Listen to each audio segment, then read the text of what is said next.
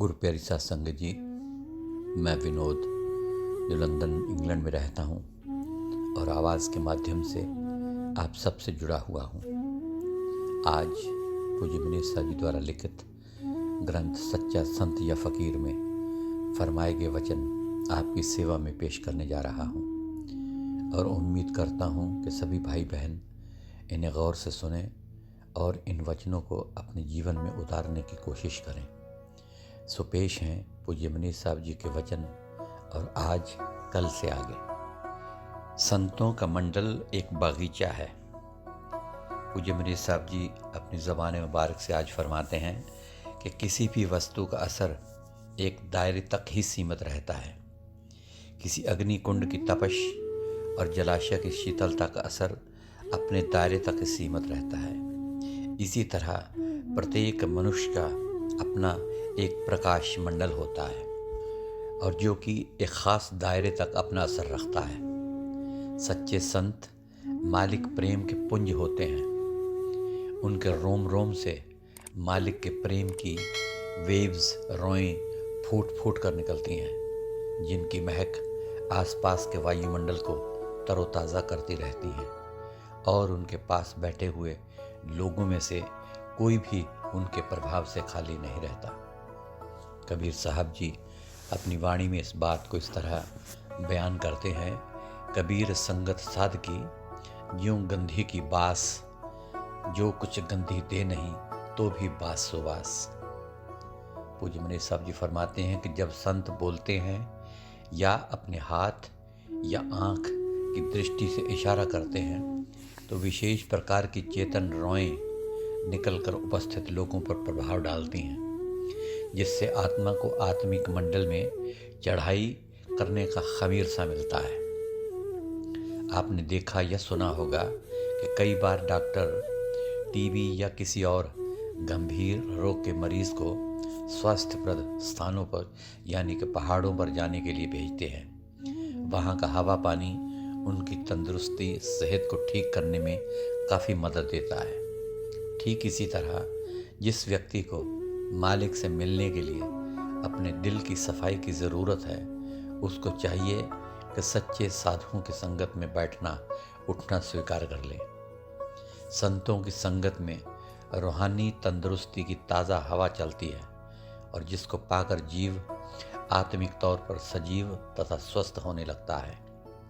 संत कुछ बोलें या ना बोलें, उनके दर्शन से ही मनुष्य के मन को शांति मिल जाती है, चित्त की चंचलता दूर हो जाती है और पापी से पापी आत्मा पर मालिक का रंग चढ़ने लगता है। इस बात को पांचवी पातशाही श्री गुरु अर्जुन देव जी इस तरह फरमाते हैं, महापवित्र साध का संग जिस पेटत लागे प्रभ रंग।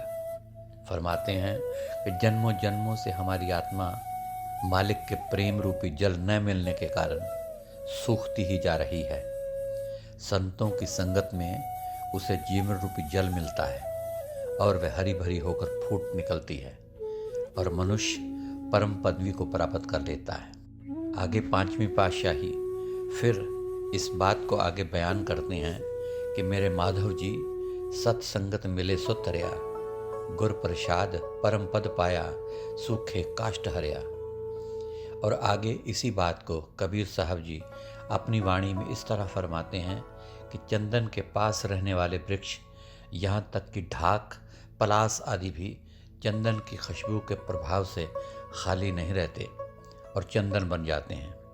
ठीक इसी तरह संतों के पास रहने वाले इंसान भी नीच गति से ऊंच गति को प्राप्त हो जाते। अपनी वाणी में कबीर साहब इस बात को इस तरह बयान करते हैं, कबीर चंदन का बिरवा भला, बेढ़ो ढाक पलास, कोई भी चंदन होए रहे बसे जो चंदन पास। और इस बात को ख्वाजा हाफिज साहब फरमाते हैं कि दरवेशों की संगति वह रसायन है जिसकी परछाई से काले हृदय भी सोना बन जाते हैं। आँचे ज़र मेशवद पर तबे कल्ब स्याह, कीमियाई ईस्त कीदर सोहबते दरवेश अस्त। सच्चे संत और निस्वार्थ परोपकारी हैं। पूज्य मनीष साहब जी आगे अपनी ज़बान मुबारक से फरमाते हैं कि जिस तरह संतों के अंदर से मालिक के प्रेम, दया, रहमत और शांति से भरपूर रोएं वेव्स निकलती हैं, इसी तरह साधारण मनुष्य के अंदर से काम, क्रोध, लोभ, मोह, अहंकार और अग्नि के भरी रोएं यानी कि वेव्स निकलती हैं। जहाँ काम, क्रोध आदि की अग्नि से भरा इंसान संतों के पास जाकर उनके दर्शन करके शांति प्राप्त करता है, वहाँ वह अपनी अशांति और काम, क्रोध आदि की अग्नि से भरे असर संतों के लिए छोड़ जाता है। मगर वहारे मालिक के प्यारों, सारी दुनिया का इतना बोझ उठाते हुए भी कि वे किसी पर जाहिर नहीं करते। सच है कि अगर दुनिया में कोई सच्चा परोपकारी है तो वह संत ही है। दुनिया में ऐसे हमदर्द मनुष्य मिल जाते हैं जो दूसरों के दुख दूर करने के उपाय करते हैं या उसका साधन बताते हैं, मगर ऐसा कोई हमदर्द नहीं मिलता जो दूसरों का दुख खुद उठा ले। ये महानता केवल संतों की है जो पापी से पापी जीवों का बोझ उठा लेते हैं। कबीर साहब अपनी वाणी में इस बात को इस तरह फरमाते हैं, साध बड़े परमार्थी घन जो बरसे आए, तपन बुझावे और की अपना सर्वस लाए। सुख देवें दुख को हरे, मिटते सब अपराध, कहें कबीर कब ये मिले परम स्नेही साध। और आगे पलटू साहब जी इस बात को इस तरह फरमाते हैं कि पर स्वार्थ के कारण संत लिया अवतार, उनको क्या है चाह सहत है दुख घनेरा, जीव तारन के हेत मुल्क फिरे बहुतेरा। सत्संग से कौन लाभ उठाता है। आगे पूज्य मनीष साहब जी फरमाते हैं कि युगों युगों से इंसान की आदत मादा परस्ती की है और ये इसमें इतना लिप्त हो चुका है कि इसको माया के अतिरिक्त कुछ भी नज़र नहीं आता। विषय विकारों की लज्जतों ने इसको बेहोश कर रखा है और ये जानवरों की तरह हैवानी जिंदगी बसर कर रहा है। आज की नास्तिकता ने इसकी बुद्धि भ्रष्ट कर रखी है और ये किसी सत्संग या डिवाइन मैसेज की ज़रूरत नहीं समझता। जो भी लोग कुछ धार्मिक विचारों के हैं, उनके जीवन में भी इन परिस्थितियों में इतना पेचीदा हो चुका है कि उनको सांसारिक झंझटों से बाहर निकलने और किसी सच्चे संत की संगत ग्रहण करने की फुर्सत भी नहीं मिलती और वे अपने निकटवर्ती धर्म स्थानों में थोड़ा बहुत चक्कर मार लेते हैं। उधर पाखंडी साधुओं ने फकीरी का नाम बदनाम करके छोड़ा है। एक बार कोई व्यक्ति किसी झूठे और पाखंडी साधु के धोखे में आ जाता है तो फिर उसे सच्चे साधु पर प्रतीत नहीं आती। उसका खेदजनक अनुभव केवल उसे ही नहीं, सैकड़ों अन्य लोगों को भी हद से ज़्यादा होशियार, सतर्क और शक्की बना देता है। ऐसी परिस्थिति में अगर कोई व्यक्ति किसी सच्चे साधु की संगत में जाता भी है तो वहाँ टिक कर नहीं बैठ पाता। उसका मन उसको उसके खेतों, दुकानों, कारखानों, बंगलों, लड़के लड़कियों और अन्य सांसारिक कामों में लिए फिरता है। शरीर संगत में बैठा है और मन बाहर भटक रहा है। सत्संग में आकर हमें चाहिए कि संतों का एक एक वचन ध्यानपूर्वक सुने और उसे हृदय में उतार लें। जो ऐब, पाप और नुक्स या जो भी परमार्थ के रास्ते में रुकावट डालती हों, उन्हें निकालते जाएं। परंतु हमारी हालत ये है कि पहले तो कोई बात सुनते ही नहीं। अगर यदि सुनते भी हैं तो एक कान से सुनी और दूसरे से निकाल दी। जैसे कि आए थे वैसे के वैसे चले गए। संतों से पूर्ण लाभ वही उठाता है जो अपनी माया, मान बढ़ाई और बुद्धि का गुमान छोड़कर निम्रतापूर्वक उनके पास जाता है, फिर निम्रता सहित उनके वचन सुनता है और उन पर अमल करता है। एक सूफी महात्मा लिखते हैं कि सच्चा संत समागम वही व्यक्ति कर सकता है जिसे विनय और प्रणाम करने में आनंद आता है। इससे आगे कबीर साहब ऐसे व्यक्ति के बारे में लिखते हैं कि उसको कदम कदम पर यज्ञ फल मिलता है। फरमाते हैं कि साथ मिलन को चालिए, तज माया अभिमान, ज्यों ज्यों पग आगे धरे, त्यों त्यों यज्ञ समान। चौथे गुरु श्री गुरु रामदास जी फरमाते हैं कि षट कर्मों के करने अर्थात दान देने और लेने, यज्ञ करने और कराने, विद्या पढ़ने और पढ़ाने, सिद्धों और योगियों की तरह जटां धारने और भेखों में फंसने से मालिक नहीं मिलता। सत्संग में सतगुरु का उपदेश जो वह संतों के अंदर बैठकर स्वयं करता है, सुनने से और उस पर अमल करने से अंदर के सारे कपाट खुल जाते हैं। अपनी वाणी में श्री गुरु रामदास जी इस तरह फरमाते हैं, खट कर्म क्रिया कर बहु बहु विस्तार, सिद्ध साधक जोगिया, कर जटा जटा जट जाट, कर पेख न पाइये हर, ब्रह्म जोग हर पाइये, सत्संगत उपदेश गुर, संत जना खोल खोल कपाट।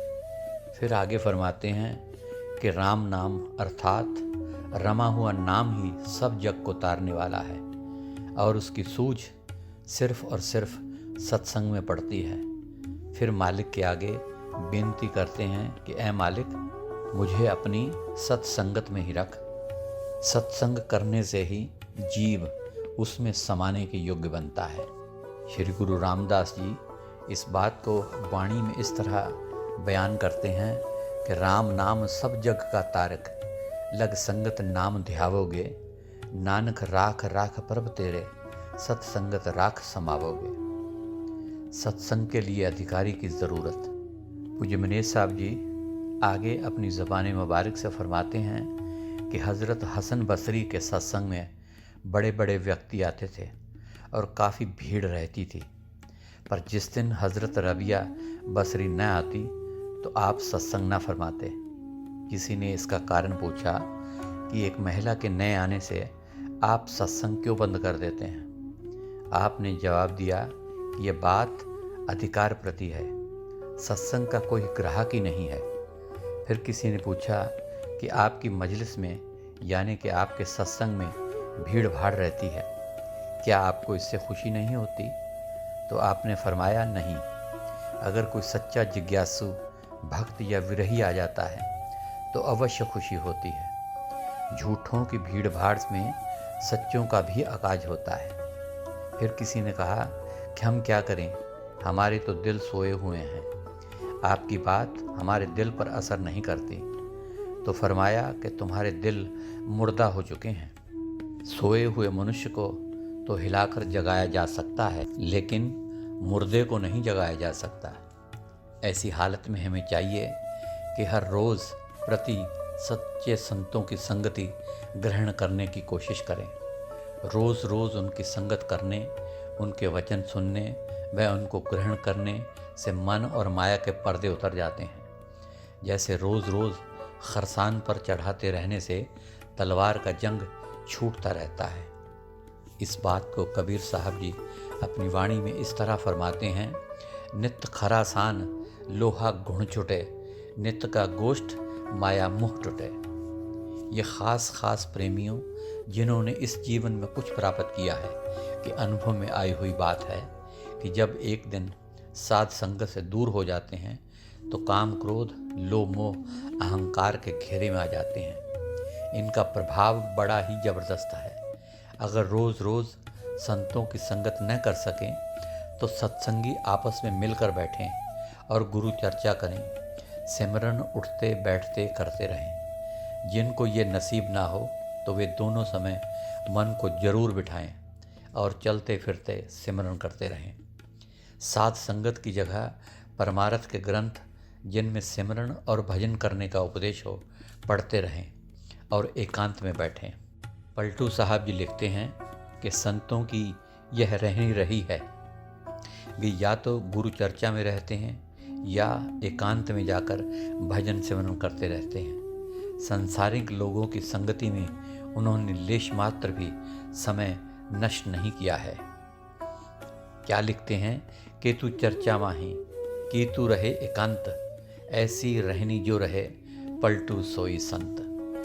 इसी तरह एक फ़कीर ने लिखा है कि या तो रूहानियत से भरपूर पुरुषों की संगति में गरीबी और दीनता से बैठें, वरना अपना कीमती समय खराब ना करें, अकेले जाकर मालिक की याद में लग जाएं। पूज्य परम संत मस्ताना शाह बलोचिस्तानी जी फरमाया करते थे कि साधारण व्यक्ति की संगति में सैकड़ों किस्म के पाप लगते हैं, उनसे दूर रहें। उससे अच्छा है कि किसी वृक्ष का संग कर लें। यही दादू साहब जी ने अपनी वाणी में लिखा है, दिससे मानस प्रत्यक्ष काल, ज्यों कर त्यों कर दादू टाल। साकत का संग, एक जैसे प्राणियों का समूह बनाकर रहना स्वाभाविक गुण है। स्वभावतः इंसान भी कोई न कोई सोसाइटी जरूर रखता है। किसी समाज के बिना वह रह नहीं सकता। जिस प्रकार की संगति में वह रहता है, उसका प्रभाव उसकी मन बुद्धि पर अवश्य पड़ता है। नेकों की संगति में इंसान नेक और बुरों की संगति में बुरा बन जाता है। इसलिए ऐ इंसान, तू ऐसी संगत ग्रहण कर जहाँ मालिक याद आए, क्योंकि यही चीज़ तेरे साथ जाने वाली है। ऐसी संगत सच्चे साधुओं की संगत ही है। कबीर साहब जी इस बात को अपनी वाणी में इस तरह फरमाते हैं, कबीर दर्शन साधका साहब आवे याद, लेखे में साई घड़ी बाकी के दिन बाद। पूज्य मनीष साहब जी आगे फरमाते हैं कि युगों युगों से जीव कर्मों के बंधन में बंधा हुआ है और काम, क्रोध, लोभ, मोह, अहंकार इत्यादि की मैलों से ढका हुआ है। जिस तरह एक कौवे की दृष्टि में गंदगी और पखाना या हलवा पूरी सब चीज़ें एक बराबर हैं, इसी तरह साधारण जीव सत्संग की कदर नहीं जानते। अगर कभी सत्संग में जाते भी हैं तो अपने लोभ मोह की आशाओं को सामने रख कर जाते हैं। अगर वे पूरी होती दिखाई नहीं देती तो फिर इस तरफ मुंह नहीं करना चाहते। सत्संग का पूरा फायदा कोई कोई जीव ही उठाता है। कबीर साहब जी फरमाते हैं कि सत्संग का प्रभाव अधिकारी जीवों पर दिन दुगना रात चौगुना होता है, परंतु जो साकत मन वाले पुरुष हैं वे एक काली कंबली की तरह हैं, जो चाहे कितनी भी धोई जाए कभी सफ़ेद नहीं होती और उन पर कोई रंग नहीं चढ़ता। जैसे चंदन के पास रहने वाले सब वृक्ष चंदन के समान सुगंध वाले बन जाते हैं, परंतु बांस का वृक्ष निकट होते हुए भी उसके प्रभाव से वंचित रहता है। इसी तरह साकत मन वालों का यही हाल है।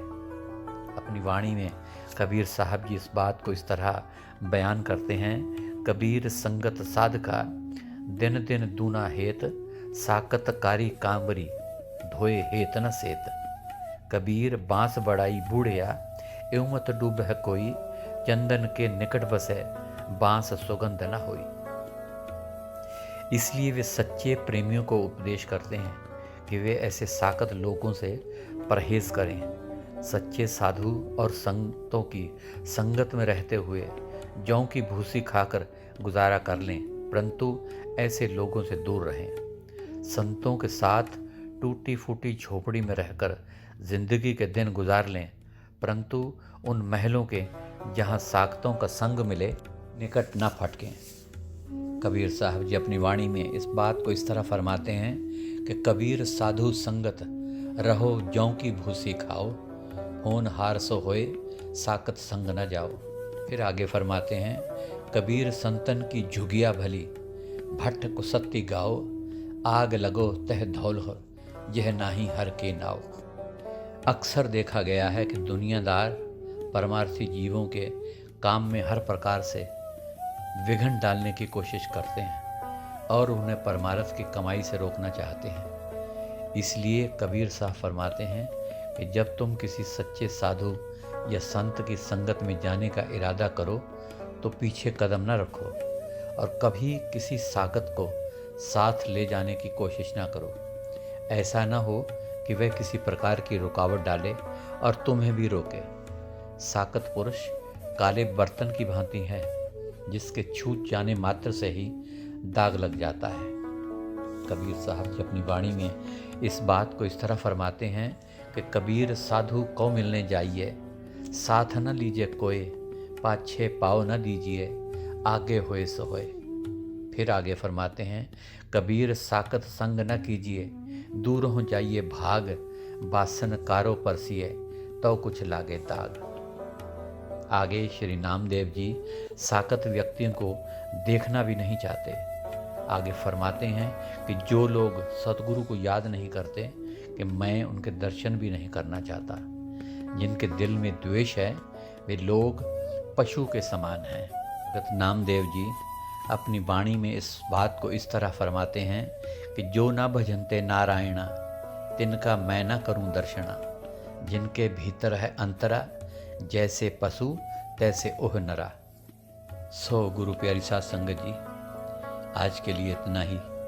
कल फिर आपकी सेवा में सच्चा संत या फ़कीर ग्रंथ में से आगे के कुछ अंश पेश करूँगा। तब तक के लिए इजाज़त दीजिए और मेरी तरफ से आप सबको प्यार भरी धन धन सतगुरु तेरा ही आसरा, हाजिर नाजर जिंदा राम तेरा ही आसरा कबूल फरमाए।